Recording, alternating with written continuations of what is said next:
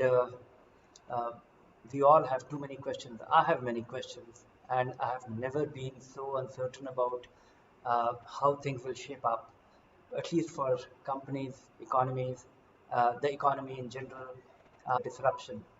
But these are very unusual times. It is unprecedented. That is what we have, experienced. That is what is being told by even more experienced people. I have the experience of watching the market, so it's quite understandable. Uh, I'll get cracking. The whole idea of this question, answering your question, was to reach out to you directly and give you a rationale for the answer that we give. Here I get a more, greater flexibility, more time to answer, and maybe in due course of time, I will also make it, a little more interactive in terms of demonstrating how I am approaching, all your fact-related questions. I would like to demonstrate how I use my website to answer your question. That should help you a little more in terms of when you will be faced with some questions crosses your mind, you will be able to answer, look for answers yourself. Uh, I'm assisted by Onkar Bhatt. He is sitting in Goa. He just left for his home to Goa, and I was asking him in the morning. He's assisting me with all your questions about equity funds, and he's posting me with a few updates and to some of your questions. Uh, so he was saying that lockdown is complete. There are no tourists there, and he feels like coming back as soon as possible. Uh, on the fixed income fund, I'm assisted by Sneha Suri. She is our debt fund specialist. Inputs on your fixed income related questions, and there are quite a few. And besides, we have Kabir and Venkat and Akar assisting me with making things happen, reaching out to you, organizing things, communicating it to you. Uh, so let me start with the first question. In fact, this question came at midnight last night. Uh, can we go with value research stock recommendations in this market? Best buy now. Best buys now. Uh, I will use this opportunity to explain what Value Research Stock Advisor is. Yes, Best Buy Value Research Stock Advisor is a stock recommendation service. But there are rules of using the stock recommendation service. These are stocks meant for investors who will buy and hold it for many, many years, which means that the first and foremost, you should have money which you don't need for few years. And by few years, I would say at the minimum 5 years. And while building a stock portfolio, this service started in October 2018, and we have been periodically making recommendations, and the recommendation list became longer. There are about 40 stocks being recommended so far. So many investors who are coming on board, they ask that, how do they choose the ones from this 40? So this is just a priority list, the stocks that looks most attractive today. And when buying stocks, you should not buy inviolable for equity investors. Diversification and not investing at one go. And these are two things which is rooted in the fact that we just don't know. We don't know if it is the best time to buy now. All we know is that these are good companies. They will make more money than others over time. And in the short run, we don't know if the stock price will move in which direction. So that is why you should diversify, and which means buy 12 to 15 stocks. And don't put all your money, even if you have 10 lakh rupees, put 1.5 lakh rupees in 10, 12 stocks today. Buy some more next week, another 10 days from now, or a month, or on whatever cycle. Spread your investments over time. So yes, I would say that best buys now is a great way to start building your stock portfolio. Uh, Sundar Singh is asking uh, how to exit from Franklin debt funds under closure, whether will be paid in full or discounted value, and when. Please clarify. Uh, you are an investor, and I can really empathize with you. I can empathize with you simply because I am also an investor. Even my company is an investor here. So we are in the same boat. We have skin in the, uh, uh, we are extremely disappointed by what has happened. And there were, I started noticing the scale of redemption, but I never thought that there will be a lockdown in this fund as well. But yes, it has happened. Franklin Templeton has given 3 communications so far, and I'm hopeful. I don't know about what will, the future looks very, grim in terms of what will happen 6 months from now, 1 year from now. But as of now, the situation is that the crisis was of liquidity. The crisis was not of, uh, companies defaulting. Our money invested in all the 6 funds of Franklin is invested, and it is invested in the bonds of companies, and none of these companies have defaulted so far. Some of them which were defaulted were anyway segregated as a segregated portfolio, and some of them are due for, even the segregated portfolio was of opinion, it was a rating downgrade, but those companies actually haven't defaulted. And first and foremost, 7% of the ultra short term bond fund, the Vodafone Idea exposure, is becoming due next month. So that will be the first experience in terms of our ability to realize that money. If that money comes our way, that will be quite comforting. I'm hopeful that 80-85% money should be backed with investors. Franklin Templeton has so far given 3 communications since the closure, and they have given a time scale of redemption. Also, yesterday there was a communication from the president of Franklin Templeton that they have appointed an advisor, and who would work towards speedy realization and return of money to investors, whatever it takes. So I will get back to you, with greater detail. But as of now, the company is communicating. There has been no default. They have given a time frame of return of money. They have appointed an advisor to speed up, or to advise them on speedy return of money. Besides that, if there is normalcy which gets restored in the market, the fund company has reserved the right. They have given a very conservative, the outermost timeline. I would assume that, if normalcy is restored in the market before that, one might realize the money ahead of their stated time schedule. As about, will we get 100% or will we get 80%, will we get 90%? It entirely depends on, how bad, the economy turns into, and the companies which are part of this fund portfolio, do they get into default? Do they really? So far, their portfolio, despite being double A, of course, suddenly double A became untouchable. But looks like, they are honorable company with reasonable financials, which should be in a position to honor their promises, because investing in bond is about being able to honor the commitment of repayment of interest and principal on time. So that's what we have. We will get back to you as and when we have greater clarity. Uh, Rajiv Bansal, uh, I'm sorry, Rajiv. I'll just call you Rajiv. Um, your thoughts on active fund manager in investing in active funds versus index and its future in India. Uh, Indexing is making inroad. Index funds have great strength in terms of instant diversification and low cost. Low cost itself puts it ahead of, all other equity funds. The cost advantage. If all other funds have to do earn 1% more, or 1.5% more to match the return of an index fund. So the cost advantage is there.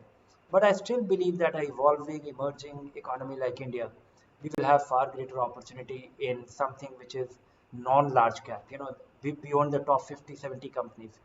And when we look at, the long-term return of our actively managed fund, the case for actively managed fund still looks strong. But if you are looking at investing only in large cap stocks, then definitely give them a pass. Index funds have far greater, case for have been able to build a case for themselves. Index funds, large cap funds are finding it extremely difficult to beat the index consistently over, and also the margin of outperformance in the narrow set of stock universe which they invest. Large cap funds by definition cannot invest beyond top 100 stocks, so the universe is very well defined. So maybe large cap fund investors should consider only an index fund. But I think multi-cap fund and the various other sub-segment of the classification system they still hold promise in terms of superior return, and they're the active fund manager in the Indian market, despite being shallow, is very, very broad. And the India story, as and when, the greater the disruption, the greater the opportunity or the reward of spotting companies, which is not on the radar of most investors, which is beyond the large caps. So I would say that active fund, management still has, indexing still has to wait for some time. Uh, so that's my view. Ronak Surana is asking which category among debt fund is the safest, just to get higher return than bank FT. Uh, we might be sounding little, uh, yeah, not so modest in claiming that one should get extremely conservative with your fixed income investment. And I would just like to make a modest claim that we publish our anniversary issue of Mutual Fund Insight in the month of October, and there we give you a list of best funds to invest, and it is a curated list where our analysts spend time, a lot of effort in looking at different dimensions of the fund, and we got scared. We got scared to the extent that that list got pruned. The debt fund list got reduced to just 9 funds, and we completely eliminated all the sophisticated, all the there are 16 kind of debt funds as mandated by the regulator. But in our view, the view which we took was that investors should invest only in short duration fund, somewhat, and liquid funds and overnight fund. That is it. That should be your stock, your bond fund in universe. And I'm reading the list. The same list was repeated in bond, the best fund uh, book as well. And I'm listing the funds which we recommended, and they are in all 437, in all 9 funds. Among the short duration fund, the highest one, and we have err on the side, we decided to err on the side of caution. We took an ultra conservative view, looking at the portfolio or something which is, and we were not guided by the return at all.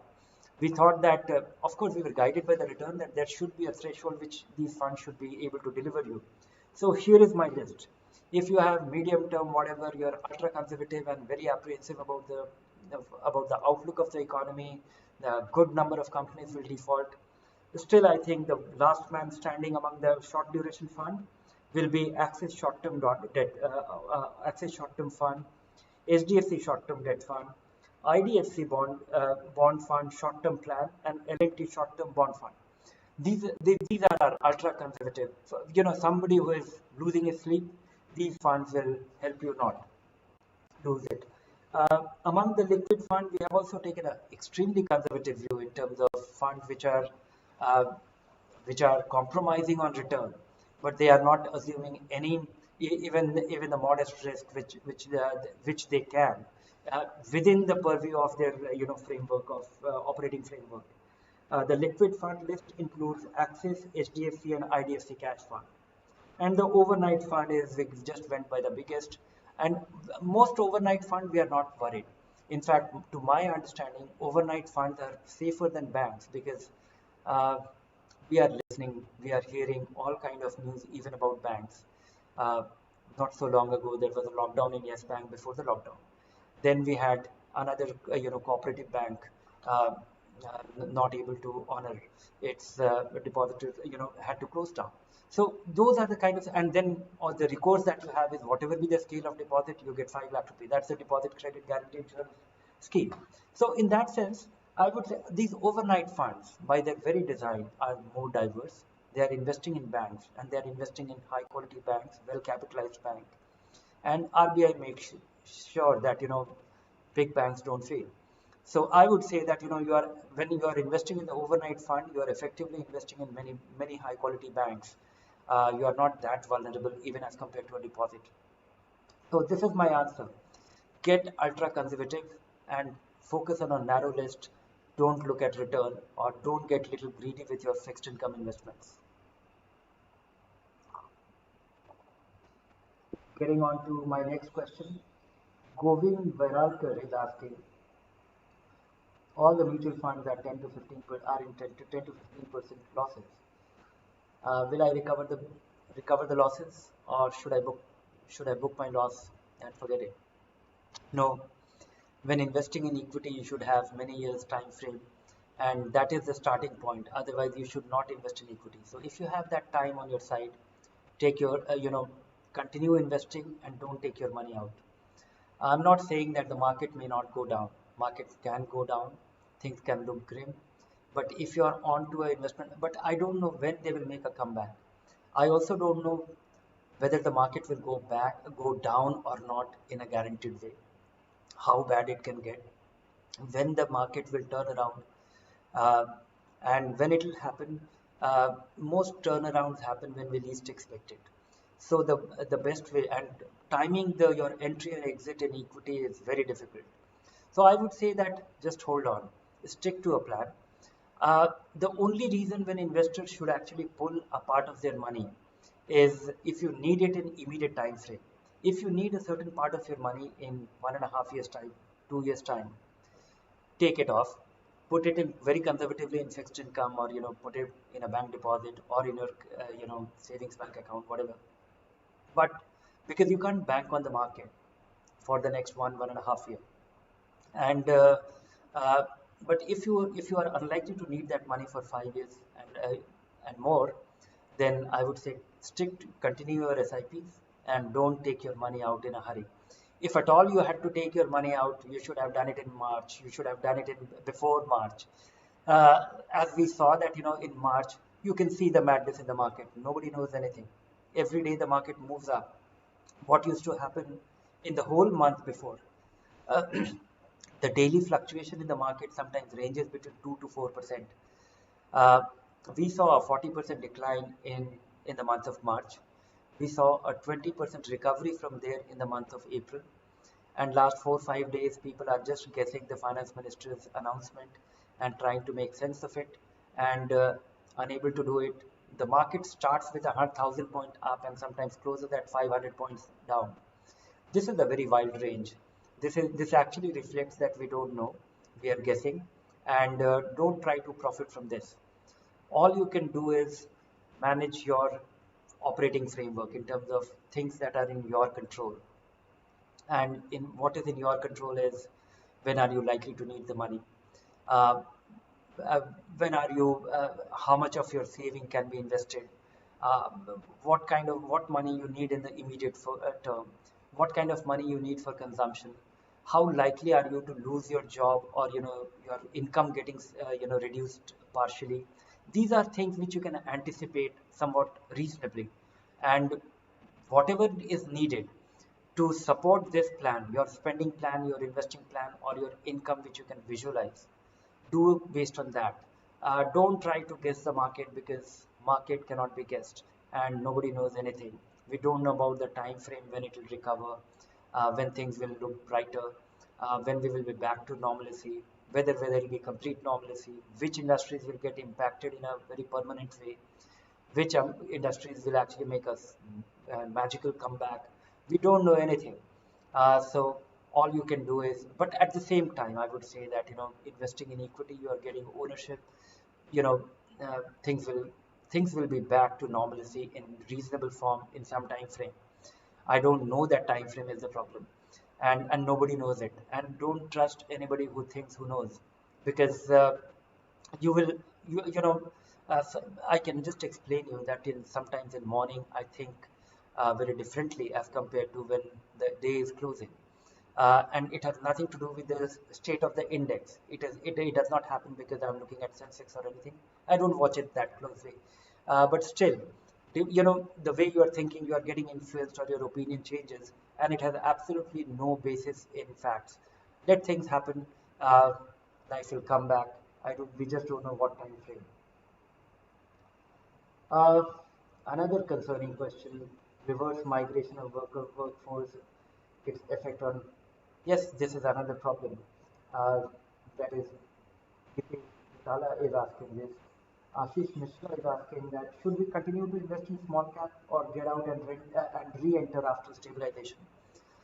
Uh, Small caps do very well, but They do very well after a long period of time, and you get rewards for bearing that pain.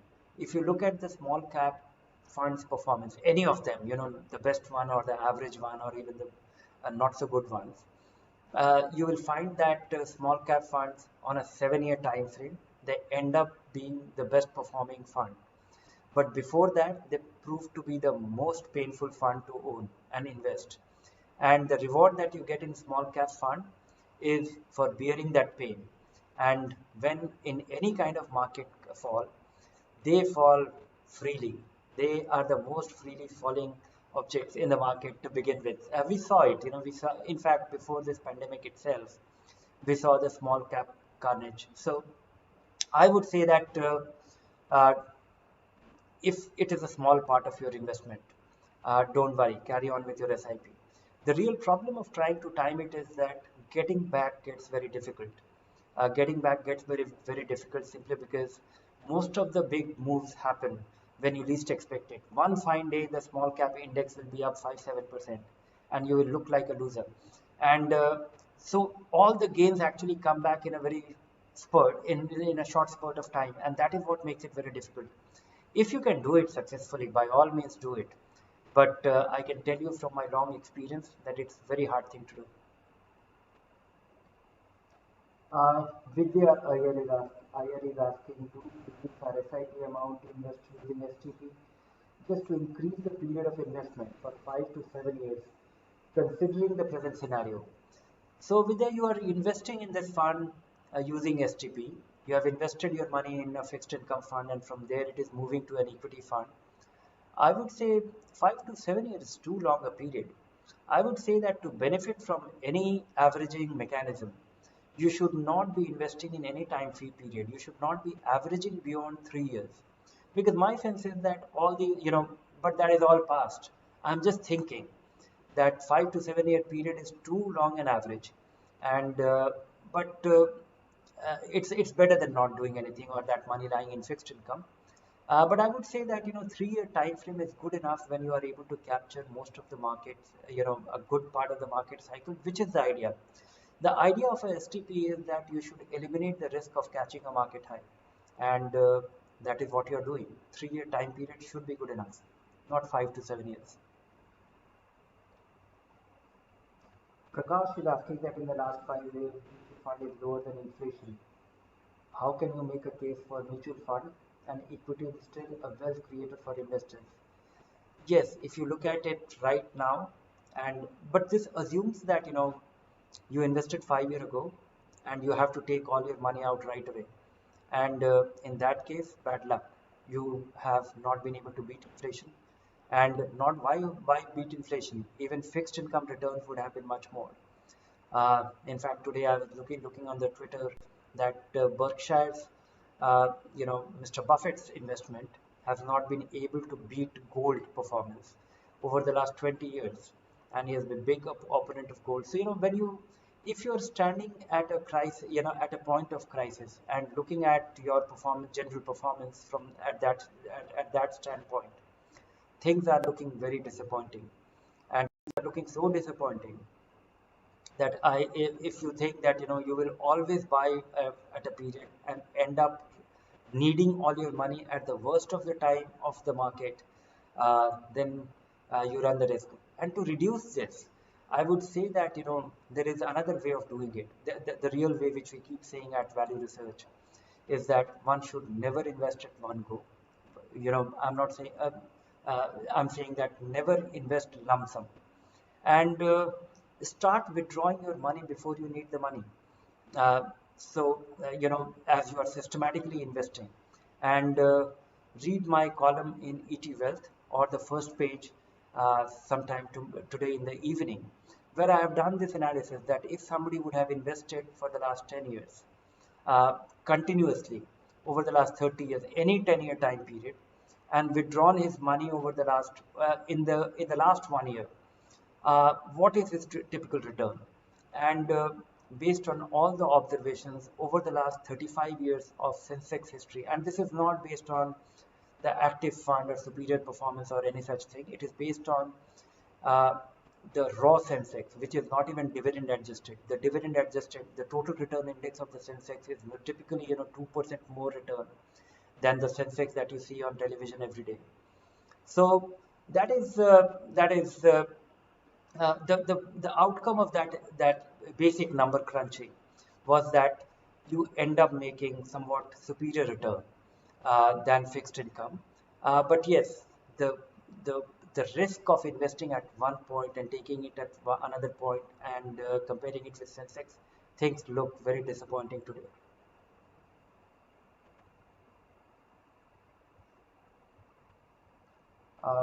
Okay, so Mr. Prakash asked this question that the one which I was answering, and after that he has sent a couple of reminders that please answer this question to this webinar. Okay, he's also asking what funds are you holding? Uh, okay, I'm holding too many funds. I've not followed my own rules, um, and I'm scaling it down. I want to reduce it to 3 funds, and but I have not started this exercise. But over the last 25 years, I have accumulated. I have also been a fund collector, of the kind of the investors whom I have been advising that never do that.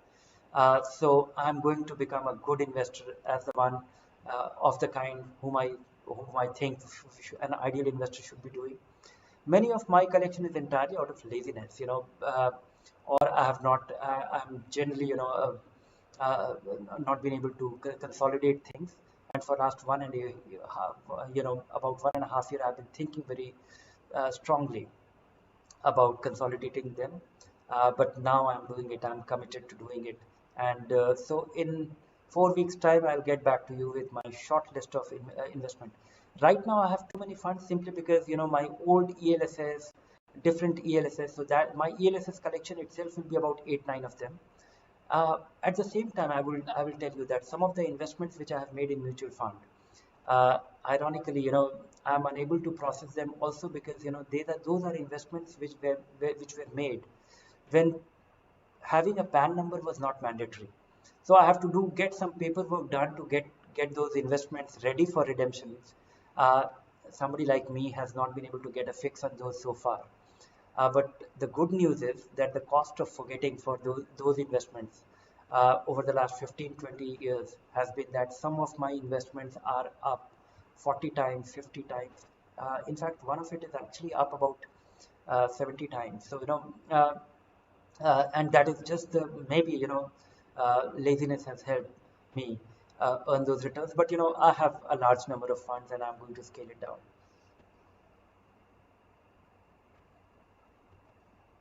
Uh, Kamalabh, uh, sorry. Okay, we had thought of doing it for half an hour, but I think I have dealt with just five, 6 questions so far. So I'll carry on, and I'll carry on for for a little longer. And next time onward, I'll also try and be brief with some of my answer, so that I can squeeze in. I can answer as many questions as possible. Uh, okay. Mr. Kamala Bhattacharya is asking, greetings, Mr. David. I would like to know you plan to launch any service where we can fetch historical stats on performance, Sortino Alpha, etc. over a timeline. Yes, we have already launched something for advisors and distributors called Value Research Pro, and it is a subscription service where you have wealth of data and information, all the historic data and information on funds available on demand at will in a very friendly user interface, and which is still evolving. And you will experience a brilliant mechanism of retrieving information on the at Value Search Pro. So try it out. Go to that website and set up your trial. Our sales representative will help you do that. Talk to Pushpa there. uh,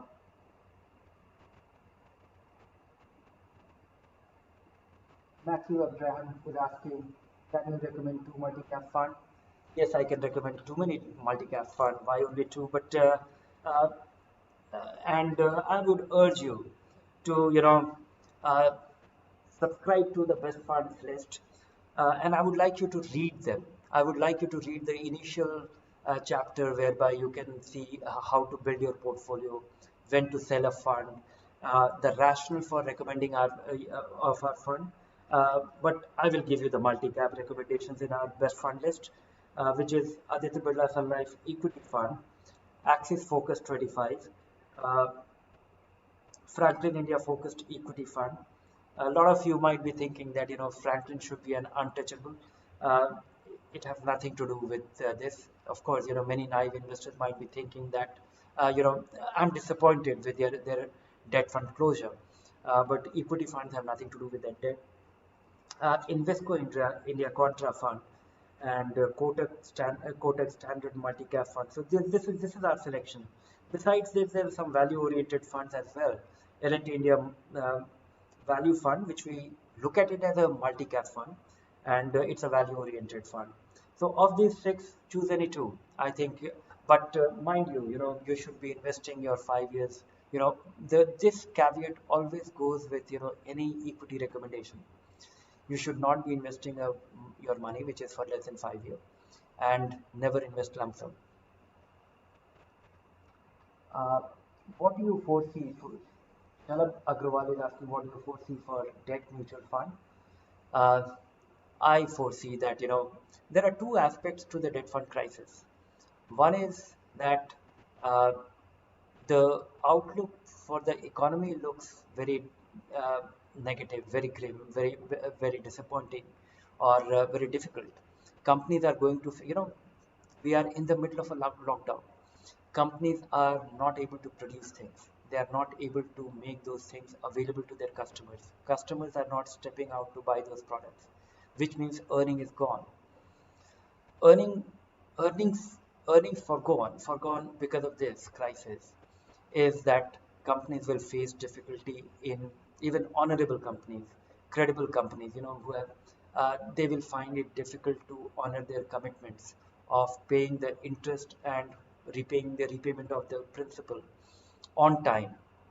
uh, and some of them will default, some of them will falter, and many of them will actually honor. They have enough cash, they have enough, and then there is another side of the problem, that we have invested our money in these debt funds. Debt funds have invested that money in the company's bond, and companies bond. And when an investor turns up to withdraw his money, fund managers were generally able to sell those bonds in the market and realize the money and give you back the money. Now that market is frozen, that market is gone. So fund managers are finding it extremely difficult. And ever since the Franklin closure, investors are queuing up. You would have seen the statistics. Investors are pulling their money out from debt funds, and that pace has decelerated, but it is still continuous. And the scale of money being withdrawn from debt fund itself is causing the crisis. So I have always held this view that the crisis of, always the risk for debt fund investors doesn't come from the underlying credit, companies not paying the principal and interest on time, but it is normally because a lot of investors act at the same time, and that causes a big problem because debt market is not liquid. So that is the problem, and that is a problem which we can't really wish away. So bear with it. Debt crisis, it could well be, this could, all bets are off on debt because we don't know the length of this crisis. This problem can get solved in 4 weeks' time, or this crisis can actually linger for maybe an year, uh, because we don't know, and uh, it is important that you should humbly accept that we don't know. It's important to appreciate that, because if you build expectations around optimism, then the disappointment from debt fund will be very severe. So I would say that err on the side of caution, uh, reduce it. Important money, which at the same time I would say that the way the debt is priced today, it could be extremely rewarding for somebody who is wanting to venture there. So if you have long-term money invested in debt and reasonable quality debt fund, don't panic.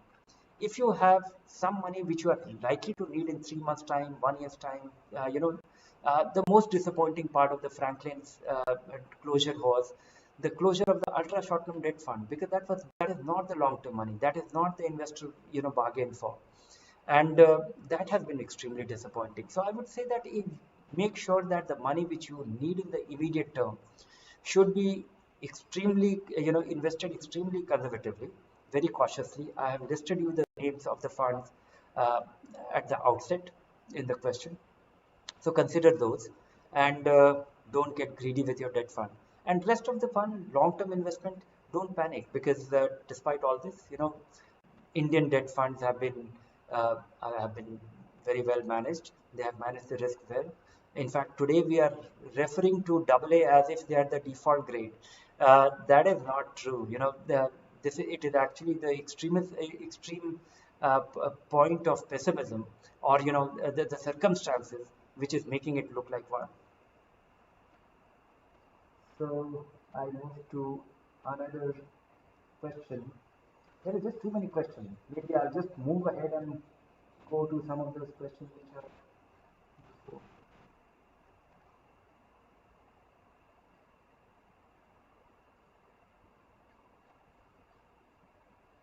I am overwhelmed by the number of questions.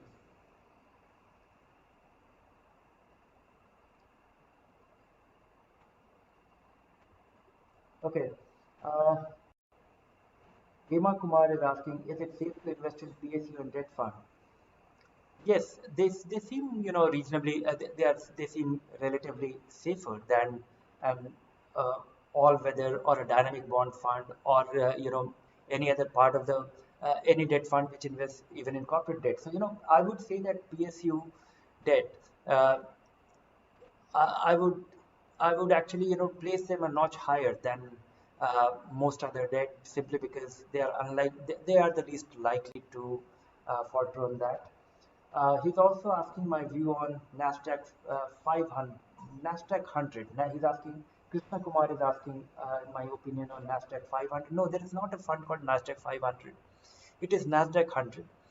I particularly like this fund simply because it is giving me exposure to the technology companies of the US. Technology companies domiciled in the US, I look at them as global companies. It's a global fund, so to say, simply because their markets, the market of those companies is global. They have their customers all over the world, and this particular fund, if you look at the top holding, you will find yourself more familiar as compared to many of the Indian fund, the Alphabet, the Apples, and the Facebook, and the Microsoft. That accounts for a significant part. So, and then the other thing is that it is now available in two convenient format: the ETF as well as the fund mounted on that. We don't like the ability of the fund to replicate that index, or even the ETF is not very efficient in terms that buying the ETF in the market at a huge premium or discount. There used to be a huge premium or discount in the market when buying that ETF, and mounting a SIP in the Nasdaq 100 fund of fund uh, is a little expensive. But even there, I find that there is a discrepancy in terms of its ability to replicate the ETF performance. But still, despite and it will cancel out over a period of time, because some days it wins, sometimes it loses. But by and large, it should be able to cancel each other over a period of time. So Nasdaq 100, I like this fund. It's a fund worth having. Uh, okay. Asha Pramod are saying that my audio is low. I'll try and be very loud, little louder. Asha, hope you have been able to listen to me so far. This is one comment which I should have read earlier. Audio is very low. Should I retain 35? Now, Sumit Bhutani is asking that should I retain 35 lakh kept in arbitrage fund or move to overnight? It is kept for future investment. I'm a retired person. I find arbitrage fund to be reasonably safe, but its safety is derived from the stock exchange mechanism. that nobody will default. The stock exchange will ensure it through its mechanism, because arbitrage fund is nothing but trying to give you a return, risk-free return from the arbitrage arriving from the future market and the cash market. And these funds do not assume any risk.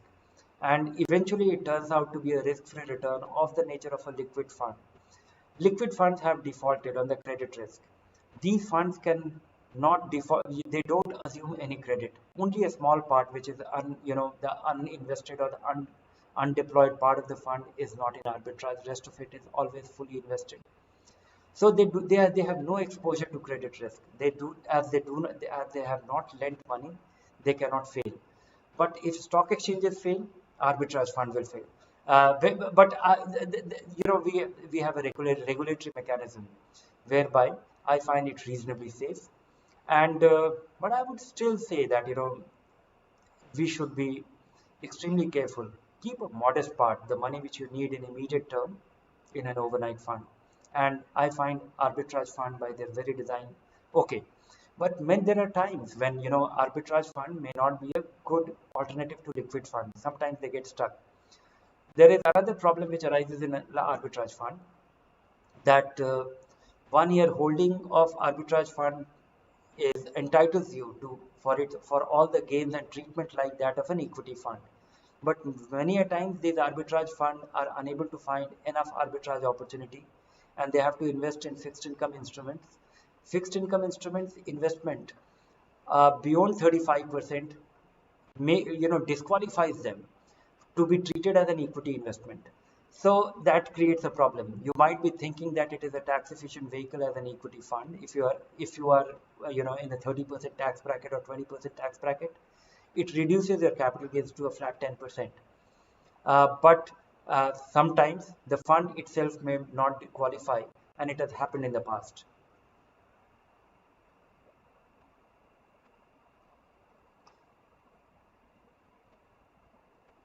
Then I'm quite enamored by too many questions.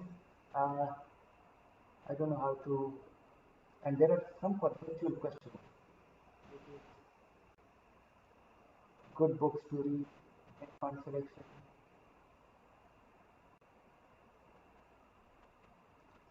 Uh, Hardik Bhate is asking something which is pointing to something which I said earlier, that you had recently mentioned on another Q&A, that after market recovers, large caps will gain the most. Wouldn't the small and mid cap gain more than the large cap? Also, should we avoid STP from liquid fund for now? Uh, no, I would say that most big recoveries which happens, I would say that when I'm talking of those turnaround, those big recoveries, I'm referring to what we witnessed in the month of March was panic selling. Everybody got up one fine day and started selling everything and anything that they have. Looked like the world was coming to an end. We will witness a reverse of that. We will witness a reverse of that, but the only problem is I don't know when. Uh, and when that panic buying happens, most of the time when foreigners start buying, domestic institutions start buying, mutual funds deploy all their residual cash, because everybody is, right now the mutual fund average cash position is about 12%. That is quite a lot given the scale of, the size, the mutual fund, the size, the way it is growing. Not only that, mutual funds have been extremely lucky with their sustained inflows.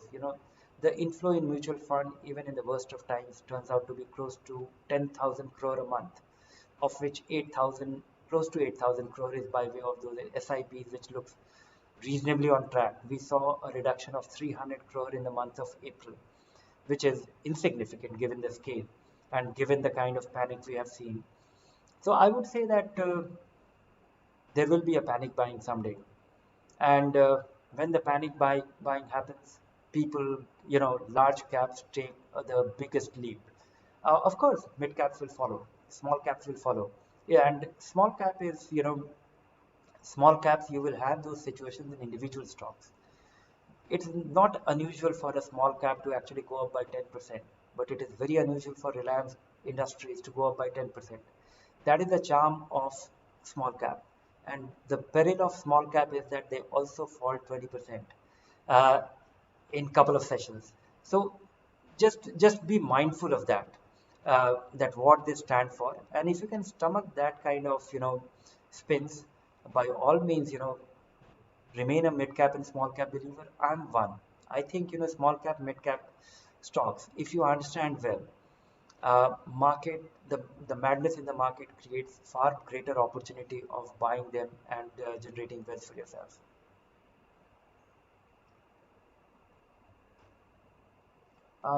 Manuj Arora is asking debt fund selection. Go to my first answer. You will get how to approach debt funds now and be extremely cautious with that. Akshay Bansal, can I invest in small cap mutual fund in lump sum right now? Never. If at all you have to do, if you have lump sum to do, and if you have the temptation to invest lump sum to generate some substantial return, resist that temptation. And the way to resist that temptation is, uh, of course, not do it. Besides that, spread that investment over the next 3 months, 6 months, and uh, compromise on your investment by doing a weekly SIP. Assuming you have 6 lakh rupees to invest and you want to invest now because you are thinking that market has gone down and you have identified that small cap fund or a bunch of small cap stocks, still I would urge you to divide that money by uh, by 24 and invest 1/24 of the money next week, then another 24th next week. So this way you will be able to average it. You will win some, you will lose some, but this method of doing it will make sure that you will never run away.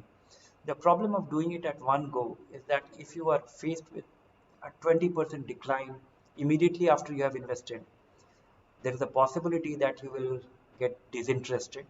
You will take your money out, never to come back, never to invest again. That will be disappointing. So managing yourself, a good part of our investment success will depend not in terms of which is, have you chosen the best fund, have you chosen the best sector, have you chosen the best stocks, have you chosen the best segment of the market, the small cap or mid cap, but it will depend heavily on how did you behave in the worst of times or the best of times. And your behavior is going to be one of the biggest determinant of your investment success. And managing ourselves, and we are humans, we will behave when we are we will behave in a very natural way of getting fearful or getting greedy on different occasions. So you have to devise a mechanism of dealing with yourself, and this is the simplest device to do it. Average your investments methodically. uh, Best fund for wealth creation. uh, I'll think harder about this, but I would say that the best fund for wealth creation, it changes. uh, it changes in your lifetime, and I will this is my last question, and I'll give an explanatory answer to this conceptual question. uh, Things change as you progress your investment life and your context changes. I would say that if a person is beginning to invest and is beginning his career, and he has barely he can invest barely 1.5 lakh rupees in a year. All you need to do is, and if you can save taxes, invest in a tax saving fund, be done with it. That's about it. The advantage of a tax saving fund as a starting investment is that you get stuck for 3 years. You can't take your money out. When you can't take your money out for 3 years, it eventually turns out to be a reasonably good experience. I was telling you about some of my old investments. They are tax saving investments only. Long time ago, there used to be a section, uh, you know, the the successive section of that is 80C, but that used to be something called section 88, in which investors could invest only up to 10,000 rupees. Of the 60,000 which could be invested, government used to control where you should be investing to save taxes. So equity was considered very risky, so it was only up to 10,000 rupees under section 88. So some of my old investments are under section 88, and they are turning up, proving to be blockbusters simply because the time period of holding.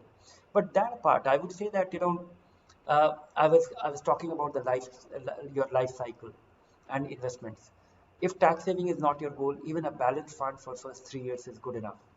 Once you have done that, because getting used to the madness of the equity and reconciling with it or living with it and experiencing it and appreciating that what are the rewards of that, you will figure out. Once you have done that, then move your money, start investing in multi-cap fund. Once you have done that, maybe tilt your allocation to small cap funds. After that, if you have developed an interest and if you have the time, if you have the inclination, and if you enjoy reading balance sheet, discovering things about companies, then invest in a, and then you have built that temperament. I think, investors should accumulate their savings like this for the first 5, 7, 10 years. And after that, only if you are interested in knowing about a company in great detail, only if you have built a temperament that you will diversify, only if you have built a temperament that you will be able to have, you will have the patience to keep off the market and wait for the opportunity, choose a good company, never speculate in stocks, never look at stock prices and invest in that stock, but always understand that companies, because most of the risk comes from not knowing what you are investing in. If you understand a company, so these are the phases. I would say that the phase of an investor should be that somebody when you have absolutely no understanding, don't invest even in markets, don't invest even in a mutual fund. Start your post office or bank recurring deposit. You will understand that how savings get accumulated into something more meaningful from small amounts of money. Then move to a balanced fund or a tax saving fund. Then move to a multi-cap fund. Then tilt your portfolio to greater amount of small cap and multi-cap fund. And then if you have time, inclination, interest, and you are committing to allocating some time on understanding the company that you invest, then only invest in stocks. These are the, I would say that this should be the span of your investing life cycle. And if you do it thoughtfully, you will end up being wealthy on a relative scale. Now, definition of wealth can change for different people, but I think it is achievable. If for first 10 years, 10 to 15 years, if you are able to invest 15 to 20% of your income into and turn it into investment in this method, I think most people will be reasonably wealthy in their relative way. So thank you very much for joining us. I'm quite surprised by the scale of question that has come in. I hope that you enjoyed you liked, or it was helpful. Our focus will always to be helpful, useful with your investment decisions. Give me your feedback in terms of how we can enhance the interaction with you and how we can be more helpful and useful to you. We'll come back once again next week. My apologies for not being able to deal with so many questions that you have posted. We will try to deal with it on our website as much as possible. At the same time, I would also urge you to ask questions which you think will be of wider interest besides your interest. And if you avoid asking specific opinion on individual funds, it is desirable if you avoid doing it, because I would urge you, maybe next week I will explain you how to go about forming an opinion on a mutual fund, because at Value Research Online we provide you plenty of information, lot of data points, a lot of analyzed information to form an opinion on any mutual fund. So I would like you to arrive at yourselves. And many mutual funds, no, there is never a binary thing. If you ask me that, tell me a good mutual fund, which many of you were asking, are asking, it is not, we don't know. All we can know is, these funds look good. These fund managers look promising. They have done very well consistently over a full market cycle. They follow these principles. Based on that, we can give you a curated list of 4, 5, 6 funds which should do well. But don't take it as a gospel truth. Your strength or belief or conviction will come only by understanding things. But the way we, at Value Research, we have always been of the view that if you understand more, you will start believing more deeply. And if it is rooted in facts, you will have a greater belief. So I will try and explain you how we look at mutual funds form an opinion on that. Try and avoid as many specific, unless you have a problem fund and you want an opinion. We will be very happy to give you a second opinion on that. Uh, I would also like to give you a good news that we are working on a interface of a little updated interface of the Value Research Online, which will be able to give you little extra opinion. The way we think, the way our fund analysts think, it'll start getting reflected in the opinion itself. So if you set up your account, you set up your portfolio, you import your portfolio, and very soon you will come across a situation that Value Research is telling you these are the nasty funds that you own, these are the funds which are inappropriate for you, these are the funds which are great funds for you, these will help you achieve your goal. We will also provide you a mechanism of setting up your goals, different life goals in your life which you would like your investments to be directed at, and we will try and match your investments to those goals.